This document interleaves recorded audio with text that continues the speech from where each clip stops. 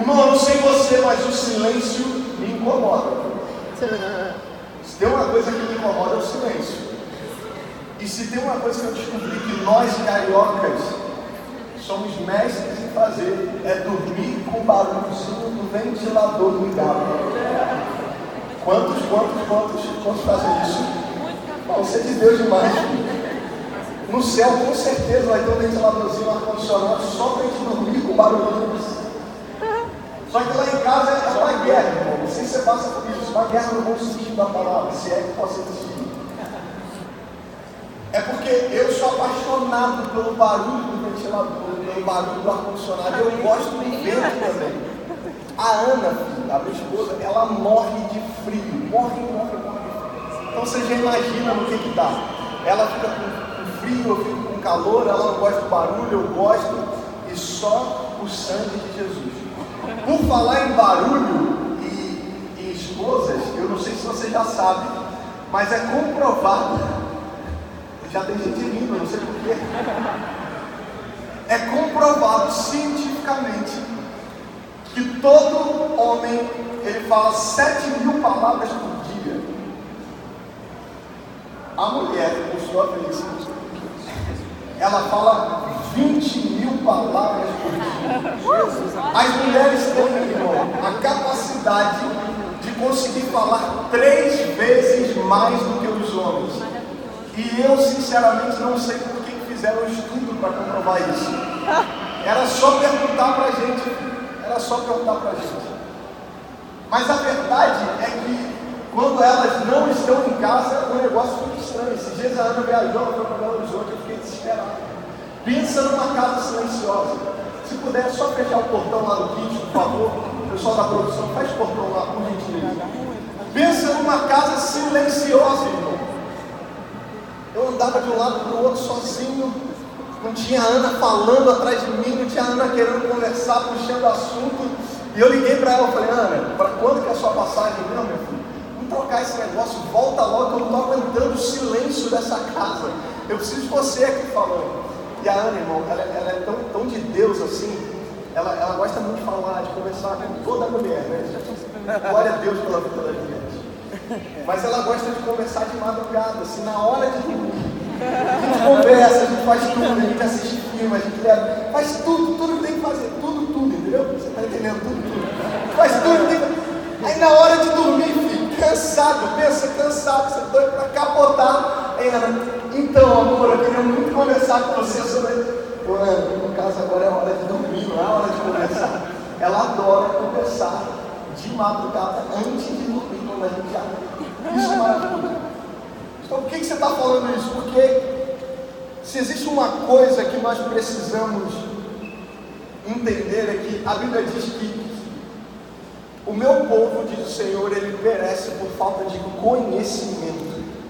Entenda uma coisa: Deus não vai nos dar uma fé somente para a gente confiar nele.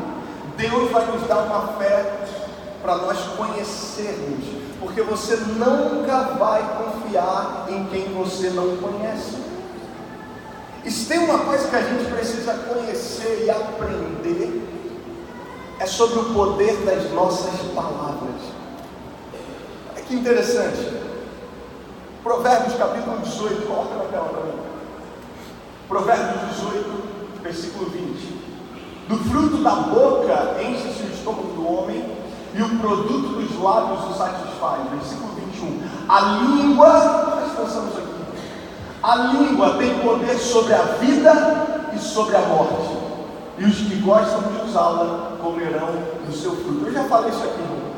Toda palavra que nós lançamos é como uma semente. A grande questão e a grande pergunta é se nós estamos prontos e preparados para comer os frutos das nossas palavras. Sabe por que tem muita gente vivendo hoje circunstâncias e situações que não são tão agradáveis? Sabe por que tem muita gente comendo e não gostando? É porque lá atrás falou que não devia. Irmão, não tem como. Você pode escolher o que você vai falar, você pode escolher o que vai sair da sua boca, mas não tem como você escolher o que você vai colher. porque a semeadura ela é opcional, mas a colheita ela é obrigatória. Não tem como, irmão. A Bíblia está dizendo para nós, Provérbios está dizendo que a língua tem o poder da morte e da vida. E tem outros textos, deixa eu compartilhar com você.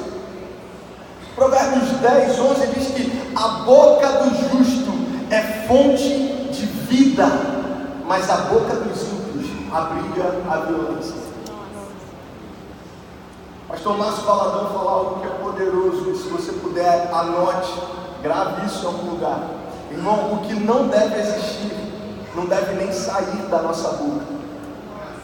Não fale absolutamente nada que não possa se tornar uma realidade. Tem uma pessoa que já está entendendo a mensagem. Glória a Deus, viu? Se quiser sentar aqui na frente para a gente fugir junto. Isso é tão sério, tão importante, que Mateus 12 diz que Jesus fala que é exatamente a boca que revela do que está cheio o coração. E Jesus ainda diz o seguinte: cara, como podem vocês vocês que são tão maus, quererem falar coisas boas? Porque são das palavras que saem poder para condenação ou para liberdade. Mateus capítulo 5, Jesus diz que o que contamina o homem não é o que entra pela sua boca, mas o que sai dela. Tem muita gente que está sendo contaminada, não pelo que entra, mas pelo que sai. E sabe qual é o problema da contaminação pelo que sai da nossa boca? É que você não está contaminando só você está contaminando você e as pessoas que estão ao seu redor. É isso. Por aí.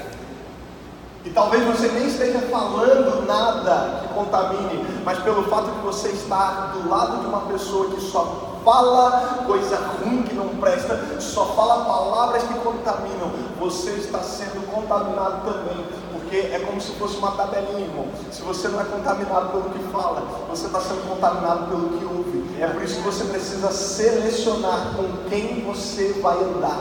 Selecione pessoas que entendem que a sua boca e a sua língua têm o poder de vida, e comece então a liberar palavras de vida, porque se você deseja colher vida, você precisa semear palavras de vida também. Vira para a pessoa que está do seu lado e fala assim: meu irmão, se você deseja colher vida, comece a semear palavras de vida.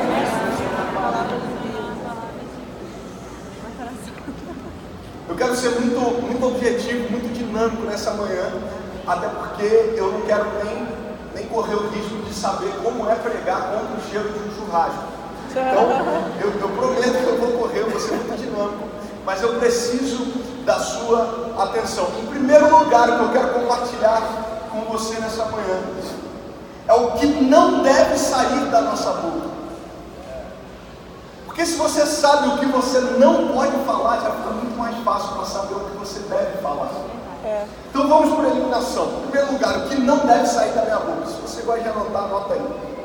Primeira coisa que não deve sair da minha boca: palavras de murmuração.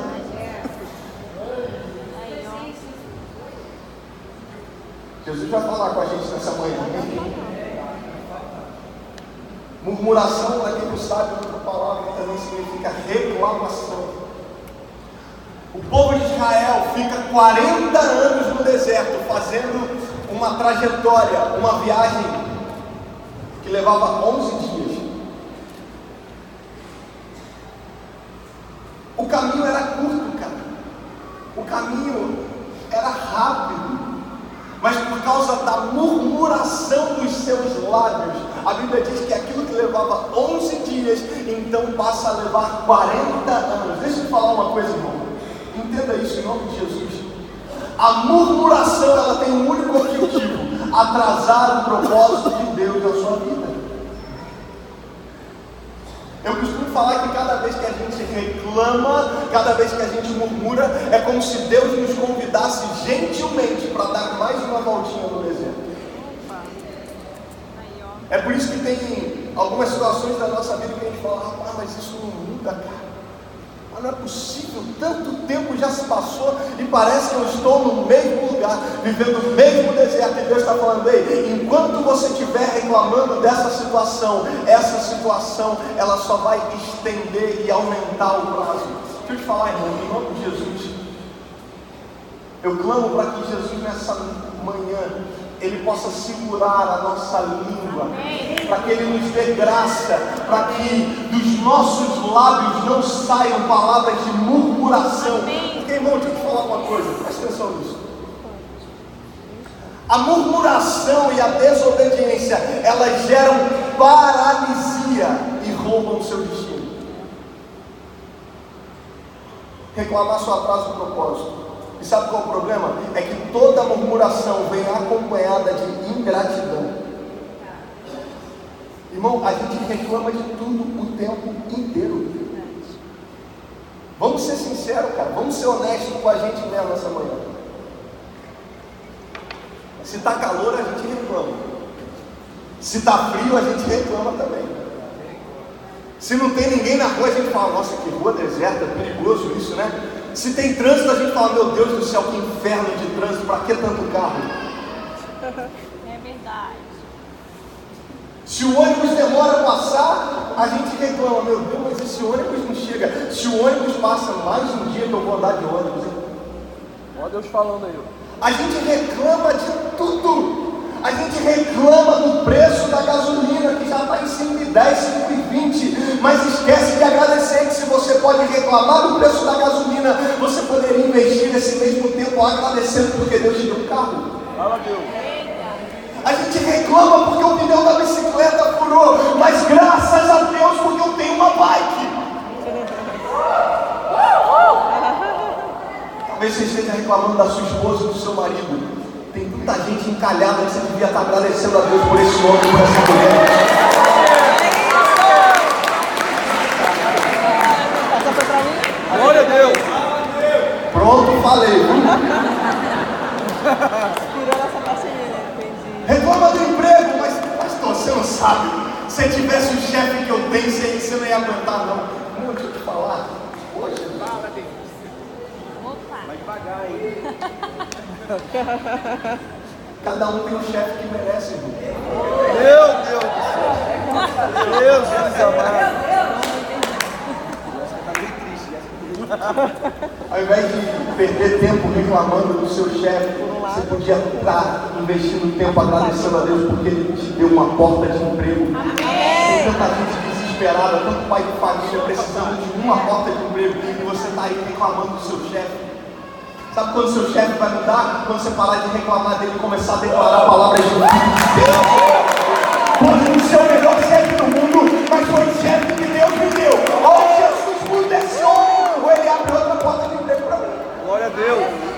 O que eu não posso, irmão, é me acomodar numa zona de conforto chamada murmuração. Porque a murmuração sempre vem acompanhada de ingratidão. Deixa eu te falar uma coisa, irmão, grava isso no seu coração. Enquanto nós reclamamos de não receber o que pedimos, nós deixamos de desfrutar do que Deus já está fazendo. Ei, tire os seus olhos daquilo que ainda não chegou. Tire os seus olhos daquilo que ainda não fez. Tire os seus olhos daquilo que Deus ainda não te deu. Tire os seus olhos das promessas que talvez ainda não se cumpriram. Deixa eu te falar, coloca os seus olhos no Senhor e comece a agradecer por tudo aquilo que Ele já tem feito. Irmão, talvez você não tenha tudo o que você deseja, talvez eu não tenha tudo o que eu desejo, mas eu tenho muito mais do que eu mereço. E se eu estou aqui nessa manhã, eu tenho motivo de sobra para levantar as minhas mãos aos céus e agradecer a Jesus. Glória a Deus. A ingratidão é um negócio tão forte, cara, que a Bíblia diz que Jesus ele cura 10 leprosos. E sabe o que a Bíblia ele fala o seguinte: vai e se apresenta para o sacerdote. Sabe por quê? Porque somente o sacerdote podia dar o atestado de cura da lepra. Sabe o que a Bíblia diz? A Bíblia diz que a cura não foi imediata. Enquanto eles iam no meio do caminho, eles são curados. A minha pergunta é: você tem fé para ir se apresentar diante do sacerdote, mesmo vendo a sua pele do mesmo jeito? Meu Deus. A gente tem fé para ser curado em meio ao processo, mesmo que os nossos olhos não consigam ver nada de diferente acontecer. Deus. Enquanto eles iam, eles foram curados. Deixa eu te falar, irmão. Talvez a gente tenha acabado de orar por cura e você ainda está sentindo essa dor. Mas deixa eu te falar, enquanto você vai, você está sendo curado. Enquanto você ouve essa palavra, você está sendo curado. Enquanto você vai para a sua casa, você está sendo curado. Enquanto você agradece a Deus pela cura, você está sendo curado. Amém. Existem coisas que Deus vai fazer na linha de chegada, mas existem coisas que Deus vai fazer no meio da jornada, porque Deus é apaixonado pelos processos. O problema é que às vezes a gente está tão focado na promessa que a gente deixa de desfrutar e de aprender tudo aquilo que Deus quer nos ensinar no meio do processo. Olha para a pessoa que está do seu lado e fala assim: meu irmão, segunda coisa que não pode sair da sua boca. Segunda coisa que não pode sair da sua boca São palavras de acusação. são palavras de acusação. Mateus 7, abre comigo aí, Mateus 7, esse texto é muito bom. Mateus 7, o texto diz o seguinte, Mateus 7:1: não julguem para que vocês não sejam julgados, pois da mesma forma, presta atenção nisso aqui, irmão, da mesma forma que julgarem, vocês serão julgados, e a medida que usarem também será usada para medir vocês. Porque você repara no cisco que está no olho do seu irmão e não se dá conta da viga ou da trave que está em seu próprio olho? Como você pode dizer ao seu irmão: deixe de tirar o cisco do seu olho, quando há uma viga no seu? Hipócrita, tire primeiro a viga do seu olho, e então você verá claramente para tirar o cisco do olho do seu irmão. Sabe o que eu acho interessante? É que Jesus não está dizendo que você não pode tirar o cisco do olho do seu irmão. Jesus está dizendo que você pode tirar, desde que não tenha uma trava no seu. O problema é que a gente quer queimar etapas, o problema é que a gente quer pegar atalhos, pular processos. O problema é que a gente não quer deixar que Deus desenvolva o caráter dele em nós. Então a gente começa a olhar para o lado e querer começar a arrancar cisco dos olhos dos nossos irmãos, enquanto existem traves que estão nos nossos. Meu Deus, aí. Eu tenho falado isso há algumas semanas, mas eu vou continuar falando até que seja uma verdade para a gente. Irmão, Deus não nos chamou para julgar pessoas. Deus nos chamou para acreditar em pessoas. Amém, aleluia. Sabe por quê? Às vezes a gente tem dificuldade de acreditar em pessoas porque a gente não acredita nem na gente. Olha só. A gente não consegue amar pessoas porque a Bíblia é muito clara. Ela diz o seguinte: olha, ame o seu próximo como a ti mesmo. Irmão, se você não se ama, não tem como você amar mais ninguém. Talvez o que falte no seu casamento não é o amor do seu marido. Talvez o que falte na sua casa é amor a você mesmo. Pastor, mas isso é egoísmo. Não, isso é cumprir o que está escrito na palavra. Irmão, comece a se amar primeiro. Irmã, comece a se amar primeiro. Tira da sua cabeça esse sentimento de insuficiência. Nunca dá bom. Pastor, mas sabe o que é? Eu não orei o suficiente. Eu não jejuei o suficiente. Pastor, eu não sou bom o suficiente. Eu não tenho habilidade o suficiente. Eu não consigo fazer. Parece que nunca chegou no nível que tinha que chegar. Parece que está sempre querendo ser alguma pessoa diferente e usando máscaras para tentar agradar todo mundo, para ser aceito pelas pessoas. Deixa eu te falar, irmão, a sua rejeição pode vir da terra, mas a sua aceitação vem do céu. O Pai já te aceitou e Ele vai te usar quem você é. Você não precisa ficar mudando quem você é para agradar ninguém, cara, porque Deus te amou do jeito que você é. Ele vai te usar do jeito que você é. Você precisa se amar mais. Você precisa olhar no espelho e falar: essa é a pessoa que Deus escolheu para mudar a cidade de Cabo. Aleluia! Deus te falar, meu irmão, Deus não está te chamando para ano que vem, Deus está te chamando para outro. Deus não está te chamando para outro lugar, a não ser o lugar que Ele te plantou. Se você está plantado nessa igreja, se você está plantado nessa terra, foi esse lugar que Deus te chamou para sarar. Foi esse é o tempo, irmão. O tempo é hoje, é aqui, é agora. Aleluia! Não, a gente está mais preocupado com a vida dos outros, sabe por quê? A gente é PhD em dominar o próximo, mas analfabeto em domínio próprio. Meu Deus! A gente está preocupado demais com o que os outros estão fazendo. Você quer ver um exemplo claro disso? A gente passa o dia inteiro no Instagram vendo o que as pessoas estão fazendo.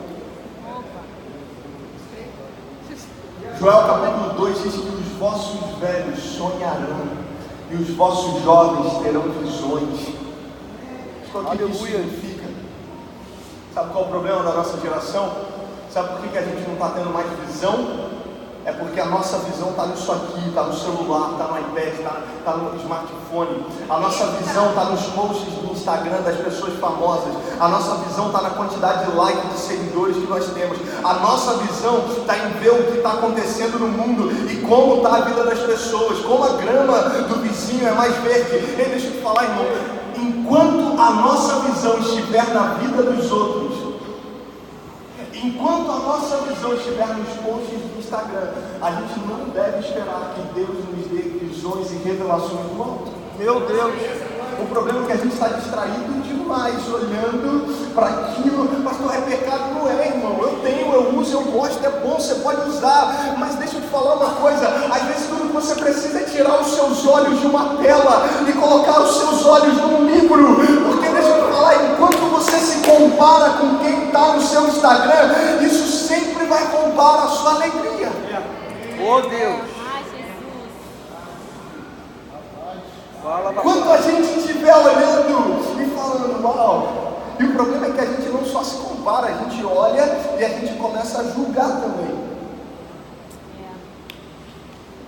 Ao invés de criticar as pessoas, ao invés de julgar as pessoas, sabe o que a gente precisa fazer? A gente precisa ser o exemplo que a pessoa que nós criticamos precisa para mudar de vida. Eita! Meu Deus! Pode repetir isso comigo. Fala, papai. Eu quero ser o O exemplo exemplo que a pessoa que eu critico que a pessoa que eu precisa para mudar de vida. para mudar de vida. Eu preciso correr. Toda vez. Ah, irmãos, tem uma frase que você vai guardar nessa manhã, essa daqui. Sabe por quê? Deus tem falado algo comigo, irmão. O que muda a nossa vida não são as orações do domingo, não são as revelações do domingo. O que muda a nossa vida são as atitudes e as escolhas da segunda, da terça, da quarta, da quinta.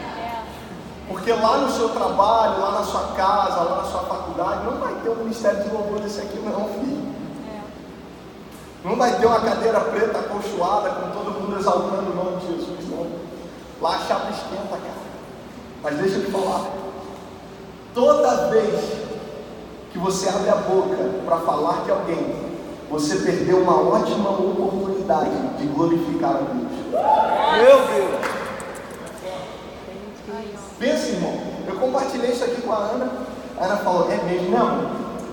Pensa se toda vez que a gente fosse falar mal de alguém, a gente parasse e começasse a glorificar a Deus.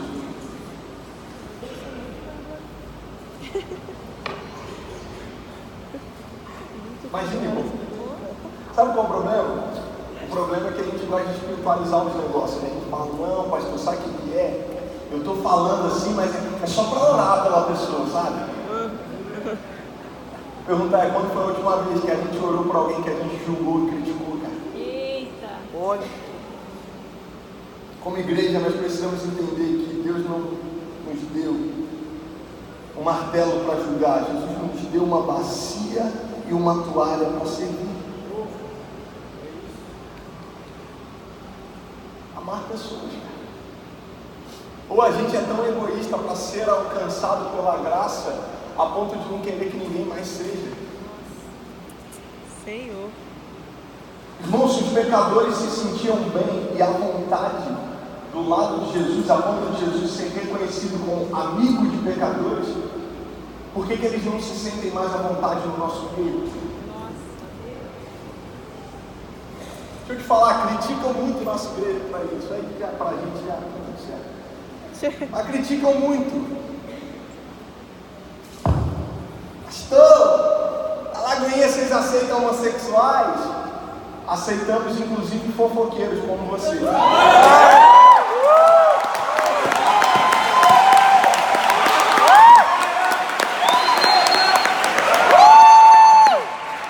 Fala, Jesus!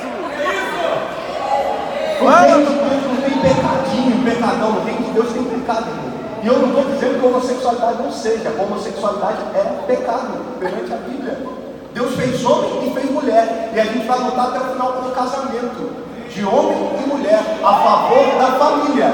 Mas deixa eu te falar.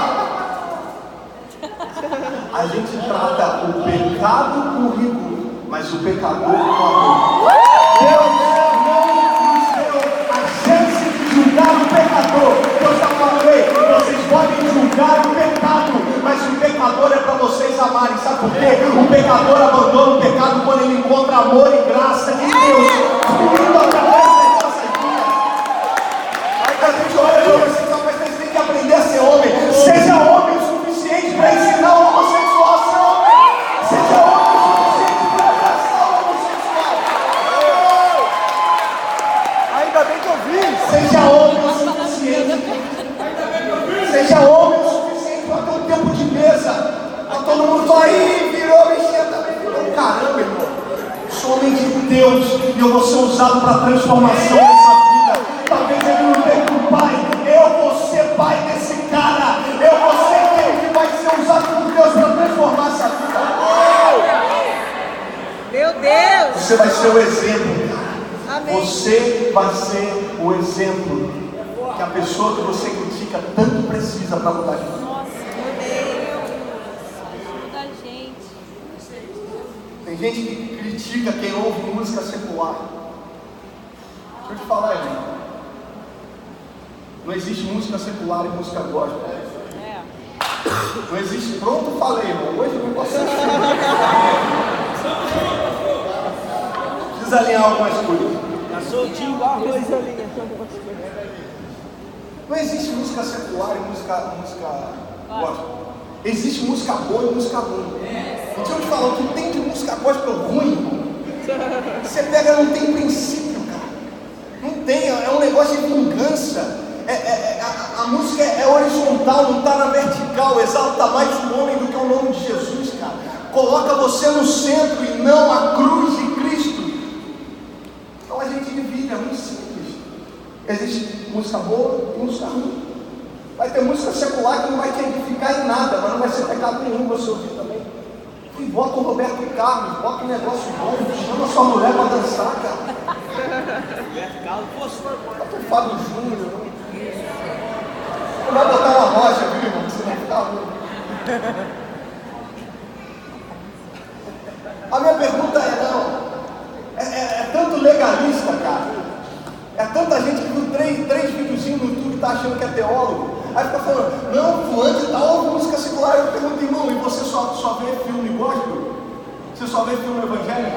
O seu Netflix é convertido? Então para música não pode, agora para filme pode. olha aí, ó. Uma expressão de arte pode, a outra expressão de arte não pode. Aí, ó. Olha aí, ó. Paulo fala em Filipenses, tudo que é bom, cara. Tudo que é honesto, tudo que é de boa fama, tudo que edifica, tudo que traz louvor, ei, quer comais, quer bebais, quer façais qualquer outra coisa, façam tudo para a glória de Deus. Deixa eu te falar um negócio, irmão. Na antiga aliança, as coisas eram espirituais. Na nova aliança, as pessoas são espirituais. Espiritual não é o que você faz, espiritual é quem está fazendo. Se você é espiritual, tudo que você faz se torna espiritual também. O problema é que é mais fácil de ficar dando desculpa do que controlar a própria língua, como o Tiago fala. Tiago 3 fala que é difícil, irmão. Se tem um negócio que é difícil é controlar a língua. Terceira coisa que eu não posso falar, que não pode sair da minha boca, são as palavras negativas. Repita comigo, palavras negativas. Irmão, todo pessimista, grava isso aqui. Todo pessimista, ele espiritualiza os seus complexos.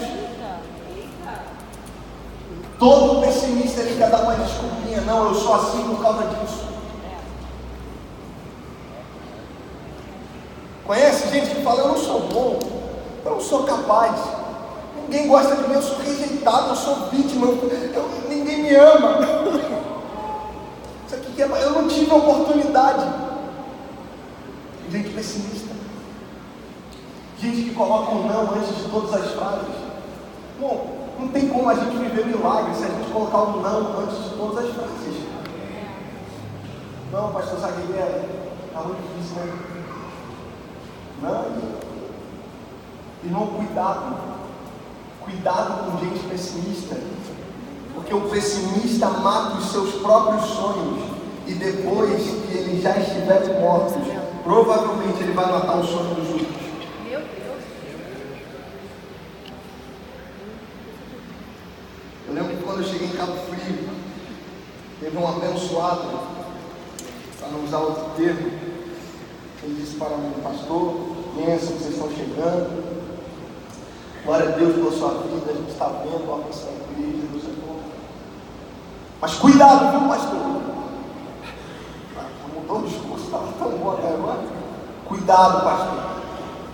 Cuidado, porque Cabo Frio é terra que mata profeta, viu? Nossa, é forte, hein? Ô Jesus, misericórdia. Eu já estou morto há muito tempo. Vai matar os profetas que estão vivos aí ainda. Eu já morri, filho.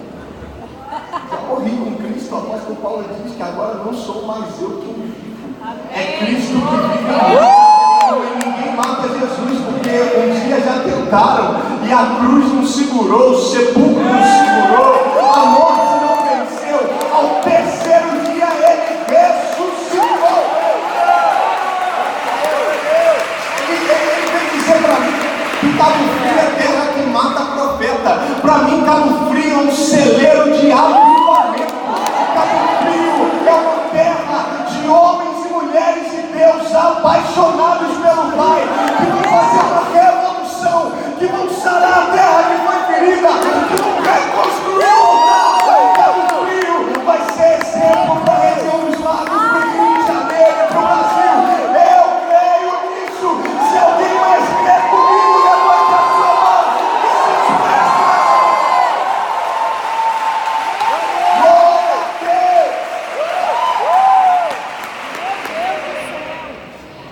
Quente hoje. Armação dos russos também. Também, cursos de das Souza, São Pedro da Aldeia, Arraial do Cabo, Cabo Frio, Macaé, todo mundo, Araruama, todo mundo. Iguaba também, não esqueçamos de Iguaba. Iguaba não. Eita! Amém, eu creio. Outra coisa que não pode sair da nossa boca, palavras que ferem pessoas. Porque o que sai da nossa boca tem poder para gerar vida ou então ferir pessoas. Irmão, palavras podem curar ou abrir feridas. Forte, gente. Meu Deus. Ai, Jesus, Mas, ela vai ficar muito pesado. tá demais isso. Eu juro que eu não sabia. Não forte. vai dar certo. Tá forte. A gente tem que saber. Tem gente que se orgulha da sua honestidade. Não, pastor, eu sou honesto. Eu não levo desaforo para casa. Fala, Jesus. Eu falo tudo mesmo. Olha, eu falo na cara. Conhece alguém assim? Não olha para o lado, irmão. Continue olhando para frente, não tem nada acontecendo. Nós estamos numa manhã gloriosa. Você já me viu ela vai dar muito frio no lugar do nosso mesmo. Nada acontecendo, continua aqui. Continua. Eu falo mesmo. Eu não guardo nada, não. Falo mesmo. Não guardo nem dinheiro, vou guardar essa. Conhece esse discurso?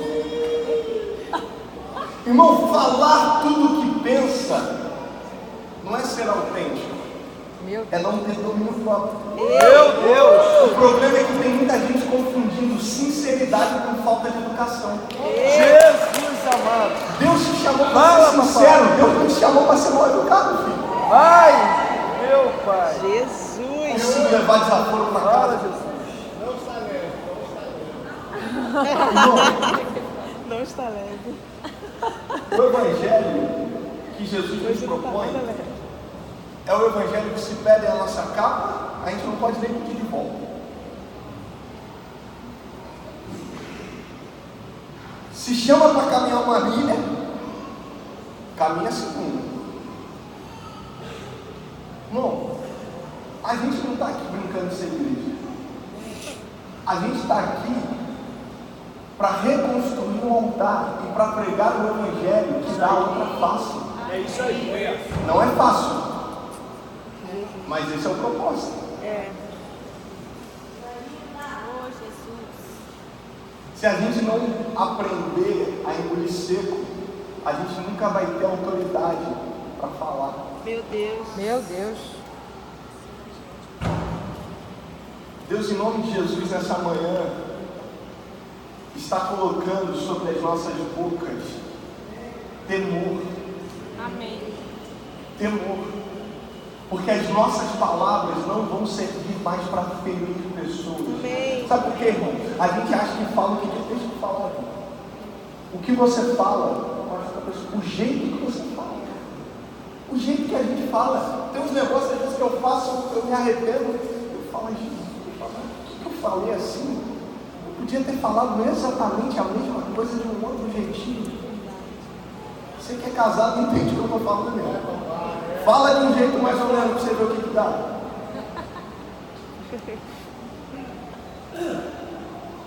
A gente precisa entender que pessoas são amadas por Deus e o convite do Evangelho é para que as nossas palavras gerem vida e transmitam amor para essas pessoas. Porque cada uma delas tem uma história, você sabia? Cada uma delas tem um jeito diferente. Cada uma delas tem uma personalidade diferente. Cada uma delas tem uma história, um passado, carrega traumas, cicatrizes e feridas. A minha pergunta é: até quando a gente vai emprestar nossa boca para o diabo para continuar ferindo mais pessoas? Eita. E a gente não empresta nossa boca para o diabo só quando a gente fere pessoas, mas às vezes simplesmente quando a gente tira cada uma delas do propósito de Deus. Você quer ver um exemplo?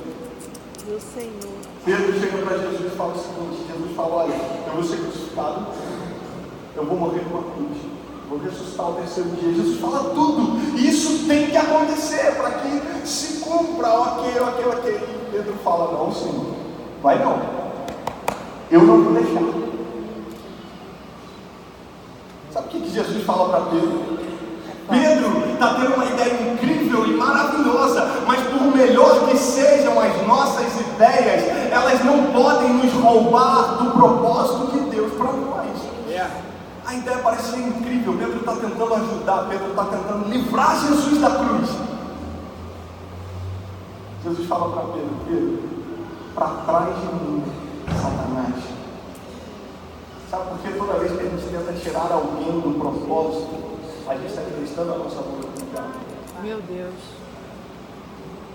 Por que eu preciso fazer? Eu preciso pensar antes de falar. Porque toda palavra que sai da nossa boca é fruto do pensamento. E é impossível a gente viver uma vida transformada sem ter uma mente renovada. Repita isso comigo: é impossível viver uma vida transformada sem ter uma mente renovada. Sem ter uma mente renovada. Sabe qual é o problema? É que a gente está pedindo para ser usado por Deus para sarar feridas de pessoas que a gente mesmo abriu, cara. Meu Deus, que isso? Senhor. Então. A gente fala, a gente não se dá conta, a gente fere, a gente machuca. E deixa eu te falar, tem gente, irmão, que precisa expor as suas fraquezas só para se sentir mais forte. Conhece gente assim? Que tenta te humilhar, te menosprezar, que tem que expor as suas fraquezas diante de todo mundo só para ele se sentir um pouquinho mais forte, eu declaro em nome de Jesus que a gente vai sair daqui nessa manhã e que durante toda essa semana, toda a nossa vida, a gente não vai prestar mais a nossa boca para o diabo. Das nossas bocas sairão rios de água viva. E nós declararemos palavras de bênção, nós declararemos palavras de vida. Deus vai usar a sua língua para impulsionar pessoas. Deus vai usar a sua boca para acreditar, para amar, para sarar feridas. É isso que Deus vai fazer. Vira para a pessoa que está do seu lado, prepare-se, porque as suas palavras vão sarar feridas. Prepare-se, porque as suas palavras vão transformar a história de muitas pessoas. Além de saber o que eu não posso falar, o que não pode sair da minha boca, eu preciso discernir o tempo do silêncio. Sabe o que é interessante? A Bíblia diz em Eclesiastes capítulo 3 que existe um tempo específico e determinado para todas as coisas. Olha o que fala o versículo 7. Existe tempo de rasgar e tempo de costurar, tempo de calar e tempo de falar.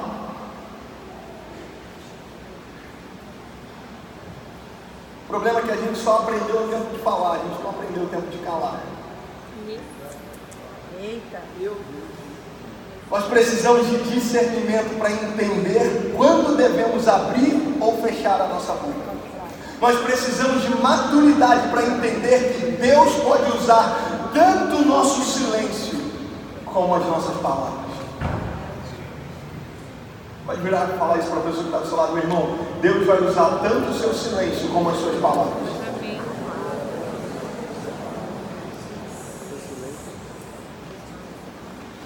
Às vezes a gente acha que Deus está em silêncio. Quantos já pensaram nisso? Pode falar, irmão, todo mundo pensa. Mas Deus está em silêncio, Deus não fala nada. Eu estou precisando de uma resposta e Deus não responde, Deus não responde. Às vezes a gente não tem respostas, porque a gente só procura Deus quando tem alguma pergunta. Enquanto a gente ficar procurando Deus só quando a gente tiver uma pergunta, talvez a gente não tenha as respostas que a gente precisa. Mas se a gente buscar Deus todos os dias da nossa vida, desenvolver um relacionamento e uma intimidade com Ele, se a gente entender que Evangelho não é clube de vantagens e de benefícios, mas é transformação de vida, irmão, nem pergunta a gente vai ter para Deus, porque a Bíblia diz que o Espírito Santo de Deus, Ele nos guia a toda a verdade. Deixa eu seguir aqui para a gente ganhar tempo. Anota isso no seu coração. O fato de nós não estarmos ouvindo não significa que Deus não está falando. Pastor, por quê? Porque às vezes tudo que a gente precisa é parar e ouvir. Deus está falando, mas a gente está tão ocupado ouvindo tantas outras vozes que a gente não consegue parar para ouvir e discernir a voz e o direcionamento de Deus na nossa vida. Eu não sei como você entrou aqui nessa manhã, mas talvez você tenha entrado com o seu coração inquieto. Talvez você tenha entrado aqui com a sua alma gritando. Talvez são tantos medos, tantas incertezas. Pastor, mas e o futuro, como é que vai ser? Pastor, mas e os boletos? Pastor, mas e o meu filho que saiu de casa? Pastor, e o meu casamento que está assim? E a enfermidade, o diagnóstico? Tantas e tantas e tantas tempestades, tantas coisas que estão gritando, sussurrando, falando nos nossos ouvidos e nos nossos corações.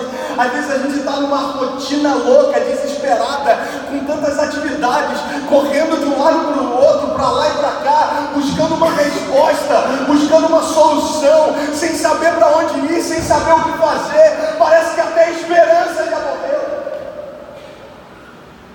Você já tentou falar com todo mundo e ninguém deu jeito. Você já correu atrás, você já tentou, você já foi, você já falou, você já fez. Sua alma está inquieta, seu coração está angustiado, preocupado, ansioso. Eu tenho uma palavra de Deus para você. Salmos capítulo 46, versículo 10. Aquietai-vos e sabei que eu sou Deus.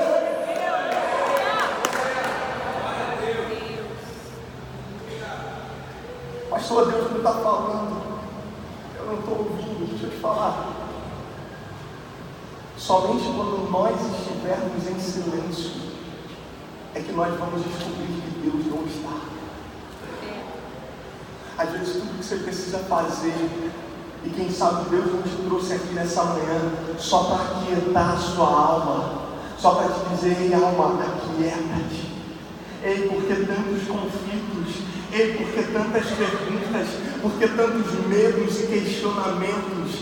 Aquietai-vos e sabei que eu sou Deus.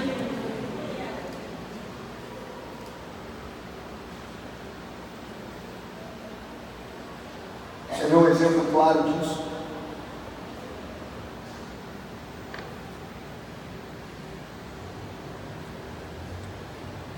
O texto que a gente leu de Josué, capítulo 6, versículo 10. E é o nosso texto principal dessa manhã.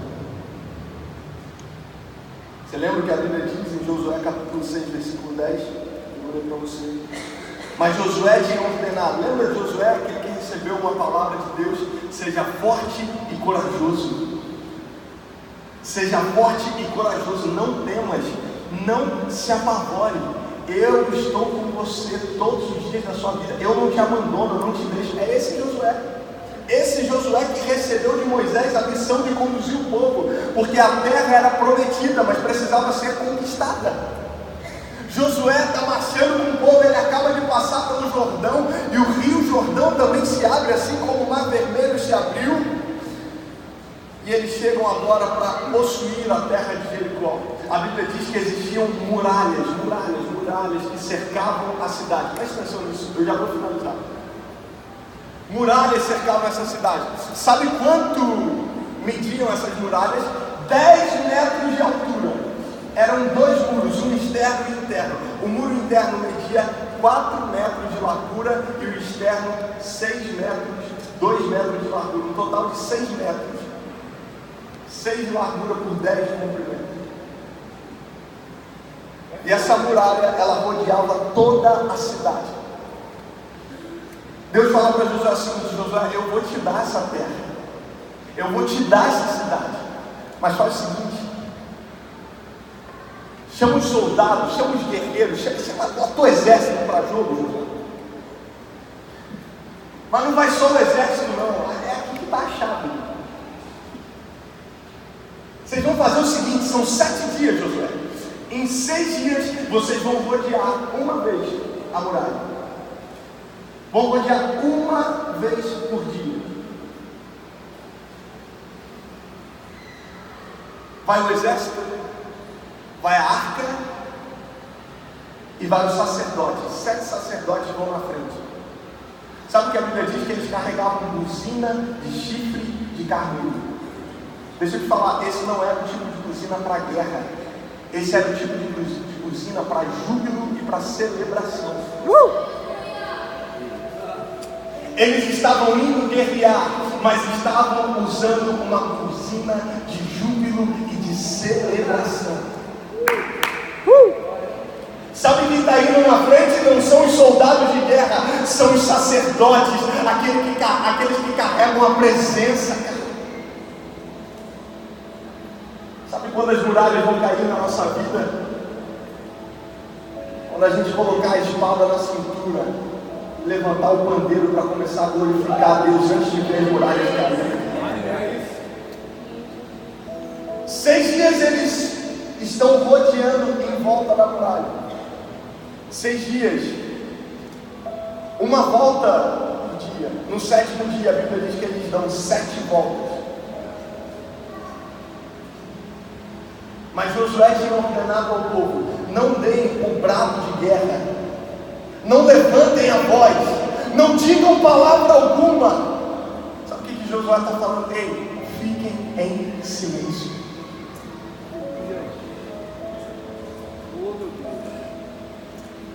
Você não precisa gritar antes do tempo para uma terra que não é de boca. Você não precisa ficar desesperado gritando por uma promessa que Deus já cumpriu. Você não precisa ir. A Bíblia está nos ensinando nessa manhã. Acenda a luz da igreja em nome de Jesus, não apaga, por favor.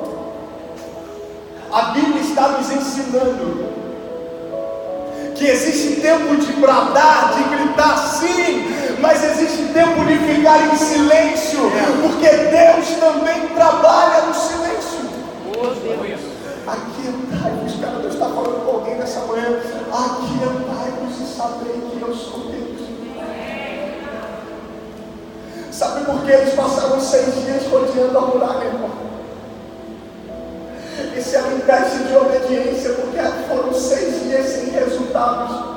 Você imagina quantos não podiam desistir e pensar: eu não vou amanhã não, cara. Eu rodeei hoje essa muralha o tempo inteiro. Eu não pude nem abrir minha boca para falar nada. Eu não vi nem um tijolinho sequer cair. O tempo do silêncio é o tempo da obediência, cara. Eu não sei como é que está o seu coração nessa manhã. Eu não sei como é que está a sua alma, mas Deus me manda te falar aí: aquieta-te, fique em silêncio, porque enquanto você está rodeando a muralha em silêncio, eu estou trabalhando. Aleluia! É por isso que Jesus aquieta os discípulos antes de aquietar a tempestade. Jesus chega para eles e fala: coragem, não tenham medo, sou. Sabe o que Jesus está falando aí? Antes de eu aquietar o mar, antes de eu aquietar a tempestade, deixa eu aquietar vocês primeiro. E sabe, Deus nos trouxe aqui para te dizer nessa manhã: ei, antes de eu mudar as circunstâncias ao seu redor, antes de eu mudar as realidades que te cercam, eu vou mudar dentro de você. Eu vou mudar o seu coração. Eu te trouxe aqui para te acalmar nessa manhã. Eu trouxe você aqui nessa manhã para te dizer: todo desespero, toda angústia seja jogado por terra agora, porque eu sou o Deus da sua vida e eu não perdi o controle de nenhuma situação. Ei, comece a marchar, mesmo que em silêncio, mesmo que durante 6 dias, mesmo que você não esteja vendo o resultado, mas fica tranquilo que vai chegar a hora, irmão. Vai chegar a hora. Aleluia. Vai chegar a hora de abrir a boca, de gritar e de ver a muralha caindo diante dos seus olhos. Amém. Aleluia. Sabe o que é lindo? Não foi só Josué que teve que ficar em silêncio antes de ver as muralhas caírem. A Bíblia diz que Jesus, dos 0 aos 30, você só vai ver o texto, ele com 12 anos ensinando os mestres da lei na sinagoga. Depois disso, dos 0 aos 30, Jesus fica em silêncio. Em silêncio. Dos 30 aos 33, ele abre a boca para fluir, para ensinar, para curar e para cumprir o seu ministério. Sabe o que é lindo? A Bíblia diz, presta atenção nesse nome de Jesus. A Bíblia diz que Jesus foi levado como ovelha muda ao matador, em silêncio. Como ovelha muda ao matador. Sabe para que Jesus abre a boca na cruz? Só para 2 coisas: para pedir perdão ao Pai por aqueles que o estavam ferindo.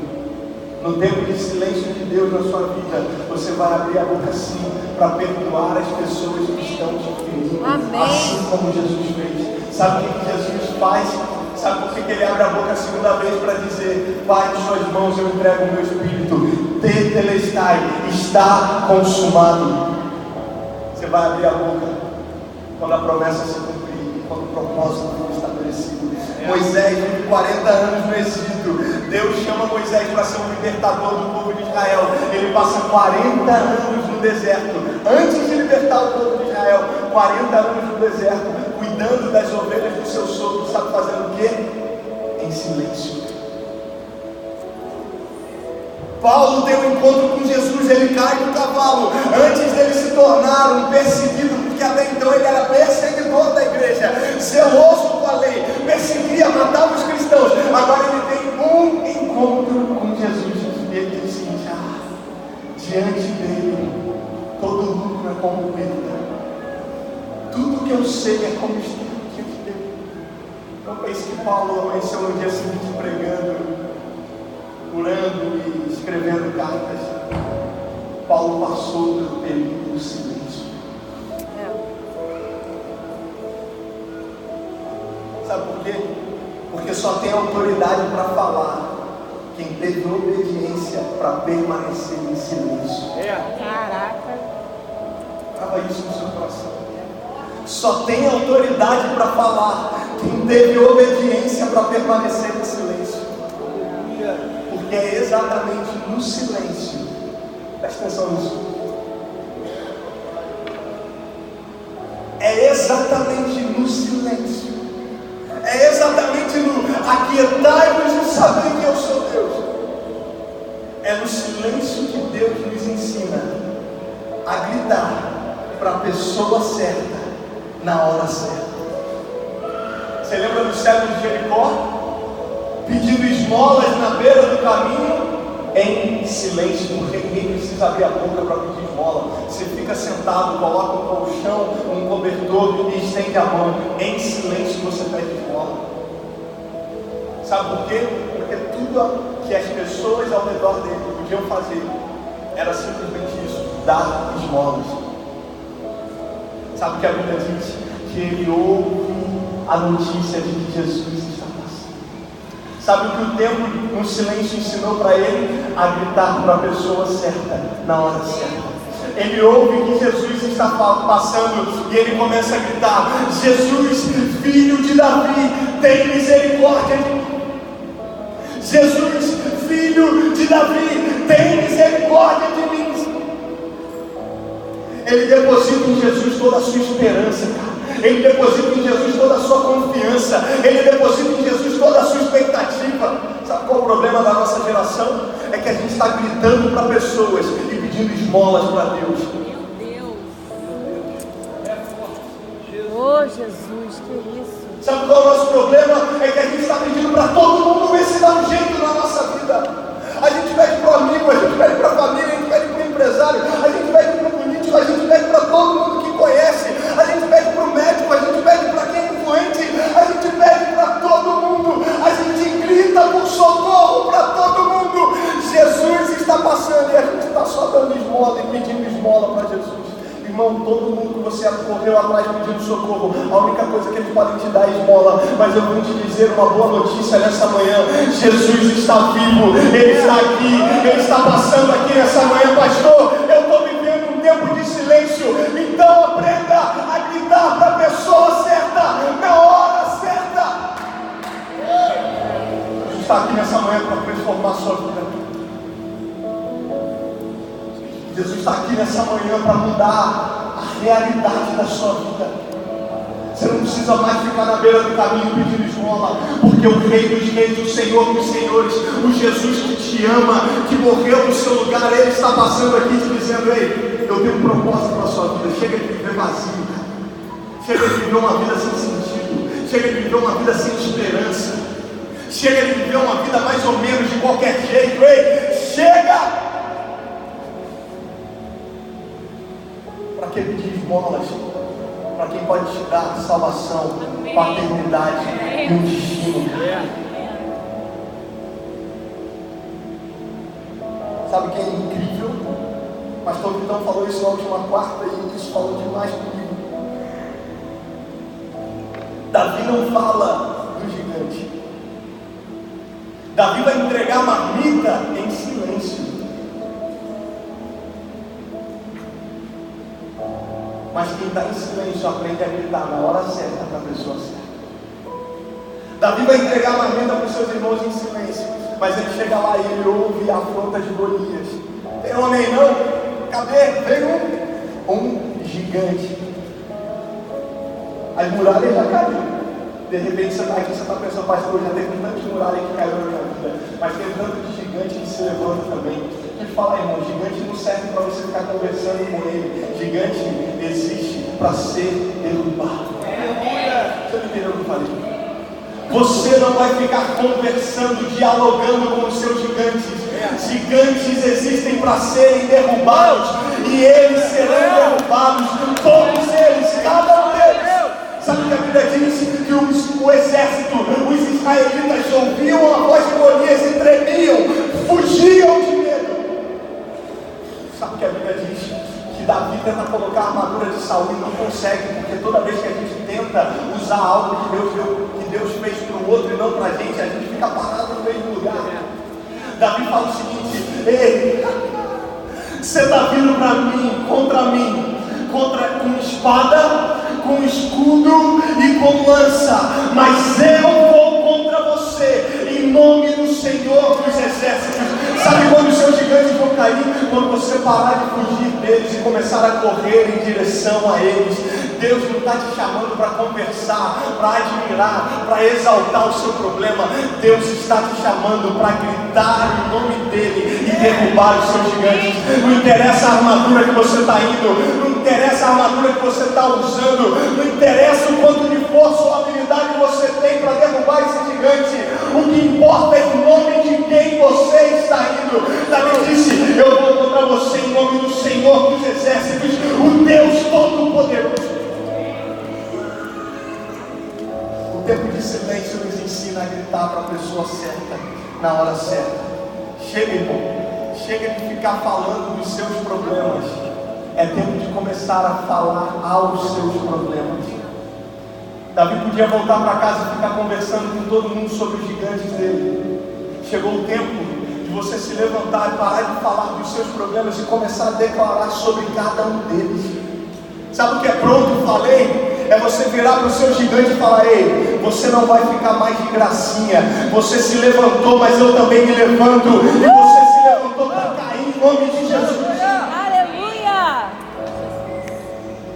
Irmão, eu não sei você, mas eu fico mais tranquilo de saber que Deus está no controle do que saber que os meus problemas estão resolvidos. Porque isso para mim significa exatamente a mesma coisa. É isso. Mas eu não estou vendo nada acontecer. Comece a declarar pela fé. Não as suas palavras, as palavras de Deus. Pastor, mas não tem nada mudando. Vou falar, irmão. A Bíblia diz que Deus criou todas as coisas. E disse Deus: haja luz, e houve luz. E disse Deus, e viu Deus que era bom. Se até Deus precisou falar para depois ver, o que a gente está esperando ver para depois falar? Eu estou te convidando e provocando a sua fé nessa manhã, para te dizer que o tempo de silêncio acabou. Que hoje é dia de gritar para a pessoa certa, na hora certa. Hoje é dia em que as suas muralhas vão cair. 6 dias em silêncio, mas no 7º a buzina vai tocar. Vocês vão declarar e gritar e essa muralha vai cair. Para entregar marmita em silêncio, mas para ir diante do gigante é declarando que ele já foi derrotado. Glória a Deus. Obrigado, Pai. A gente precisa de fé para isso e a gente precisa entender que a fé não conjuga verbo. A fé trata o que não é ainda como se já fosse. Grave isso no seu coração. Receba essa palavra nessa manhã. Os seus problemas, eles podem ser maiores do que você, mas eles continuam sendo menores do que o seu Deus. Amém. Pode virar para a pessoa que está do seu lado e falar isso. Seus problemas podem ser maiores do que você, mas eles continuam sendo menores do que o seu Deus. Aleluia. Pode de pé. Vamos encerrar agora. Amém, Jesus.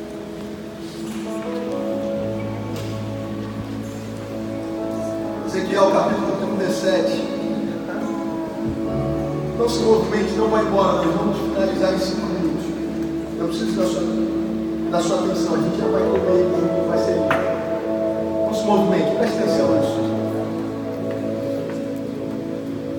Eu não estou dizendo que você não pode desabafar, não estou dizendo que, pastor, mas eu não posso murmurar, não posso falar nada, então tem que ficar quieto, não. Você lembra de Jesus? Bem baixinho, bem baixinho. Você lembra de Jesus no jardim de Getsêmani? Ele rasga o coração dele para o Pai e ele fala: Pai, a minha alma está angustiada. Não tem problema em você desabafar, irmão. O problema é quando a gente está desabafando para pessoas que não podem mudar em nada a nossa vida. O próprio Jesus está fazendo um desabafo. Ei, se isso te consola, se Jesus desabafou, por que você não pode desabafar? Mas Jesus desabafa no íntimo, no secreto, no lugar certo, para a pessoa certa. Jesus chega diante do Pai e me rasga o coração e fala: Pai, a minha alma está angustiada, e se for possível, afasta de mim esse cálice, mas contudo que seja feita a sua vontade. Amém. Eu tenho uma palavra de Deus para você, e ela está em Ezequiel capítulo 37. A mão do Senhor estava sobre mim, e por seu Espírito Ele me levou a um vale cheio de ossos.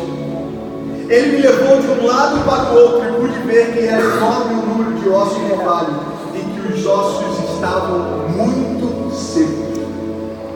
Ele me perguntou: filho do homem, esses ossos poderão tornar a viver? E eu respondi: ó soberano Senhor, só tu o sabes. E então ele me disse: profetize a estes ossos, profetize a esses ossos, e diga-lhes: ossos secos, ouçam a palavra do Senhor. Assim diz o soberano Senhor a esses ossos: farei o Espírito entrar em vocês, e vocês terão vida. Sabe por que Deus te trouxe aqui nessa manhã? Deus não te trouxe aqui nessa manhã para ficar em silêncio. Deus te trouxe aqui nessa manhã para te fazer entender que existe sim um tempo de silêncio, mas que ele é quebrado hoje. Pastor, por quê? Porque chegou o tempo de gritar para a pessoa certa, na hora certa. Pastor, o que eu tenho que fazer? Ezequiel 37. Ezequiel, esses ossos podem viver? Talvez alguém esteja te perguntando nessa manhã: por acaso o seu casamento pode voltar a ter vida? Por acaso o seu ministério pode voltar a viver? Por acaso a sua intimidade com Deus, o fogo que queimava, pode voltar a ter vida? Por acaso a sua saúde? Por acaso as suas finanças podem voltar a ter vida? De repente você olha hoje, tudo que você consegue enxergar são ossos secos.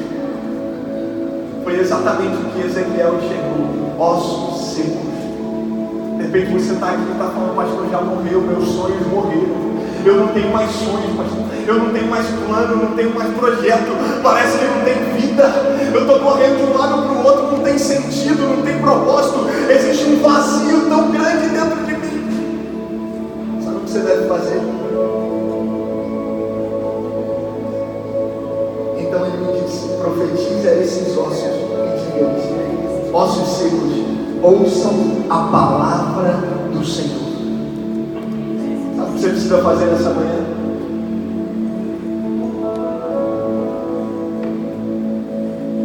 Não é falar para os ossos secos, para os projetos que morreram, para a família que se desfez. Não é falar o que você pensa, não é falar o que você acha, não é falar o que você, suas ideias e os seus planos. Não, Ezequiel está falando: ossos secos, ouçam a palavra do Senhor. Assim diz o Senhor. O que está morto na sua vida hoje vai voltar à vida. Deus vai ressuscitar os seus projetos, Deus vai ressuscitar os seus sonhos, Deus vai restaurar a alegria. Ei, Deus vai trazer paz para a sua casa, Deus vai trazer paz para o seu casamento. Pastor, mas já morreu, ei, os ossos vão voltar a viver nessa manhã. Divórcio, ouça a palavra do Senhor. Eu e a minha casa serviremos ao Senhor. Tristeza, ouça a palavra do Senhor. Assim diz o Senhor: na minha presença até a tristeza salva de alegria. Em medo, ouça a palavra do Senhor, porque o verdadeiro amor lança fora todo medo. Doença, enfermidade, ouça a palavra do Senhor, porque Ele já levou sobre si todas as nossas dores e enfermidades. Crise financeira, ouça a palavra do Senhor. Filipenses 4,19: o meu Deus, segundo as suas riquezas em glória, há de suprir todas as minhas necessidades. Desemprego, ouça a palavra do porta que Ele abre, ninguém fecha. Impossibilidades, ouçam a palavra do Senhor. Ele é o Deus do impossível. Não tem nada que seja difícil que Ele não possa fazer.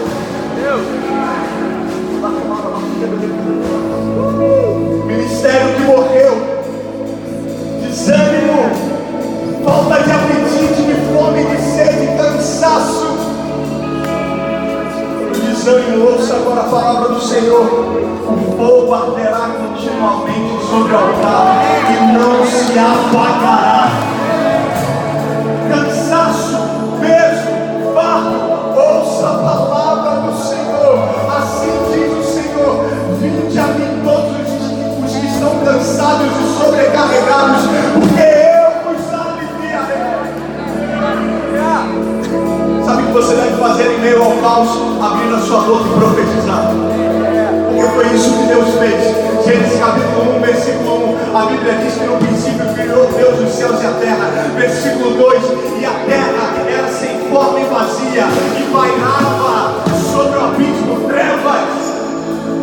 Existiam trevas sobre a terra. Sabe o que Deus faz no versículo 3? E disse Deus: haja luz, e houve luz. Eu não sei qual é a situação que você está vivendo. Eu não sei quais são as trevas. Eu não sei qual é a crise. Eu não sei quais são as circunstâncias. Mas em nome de Jesus, levante a sua mão mais alto que você puder e comece a profetizar. Comece a profetizar. Comece a profetizar. Nos aguenta no frio. Abra sua boca e diga: ei, desemprego, ouça a palavra do Senhor agora. Ei, depressão, ouça a palavra do Senhor agora. Ei, medo, ouça a palavra do Senhor.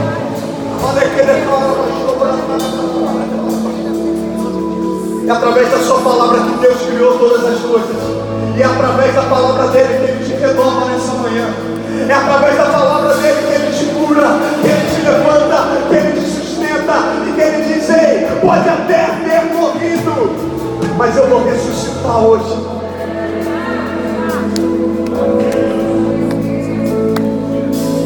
Qual foi a área da sua vida que morreu? Qual foi a área da sua vida que está sem esperança? Qual foi a área da sua vida que você olha e é um vale de ossos secos? Ei, chega de ficar em silêncio, Lagoinha Cabo Frio.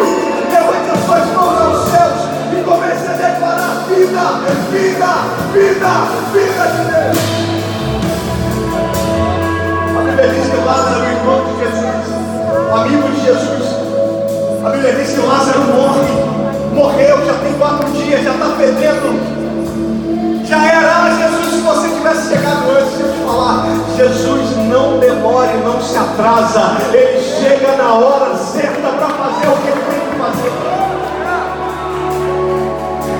De repente você está pensando: pastor, já era, para mim não dá. Já morreu. Ezequiel 37 era um vale de ossos secos. Jesus com Lázaro, Lázaro está morto, fedendo. Ei, Lázaro, ouve a minha voz. Eu vou liberar uma palavra e aquilo que estava morto. Jesus, mas não tem mais jeito, morreu. Eu sou a ressurreição e a vida. Aquele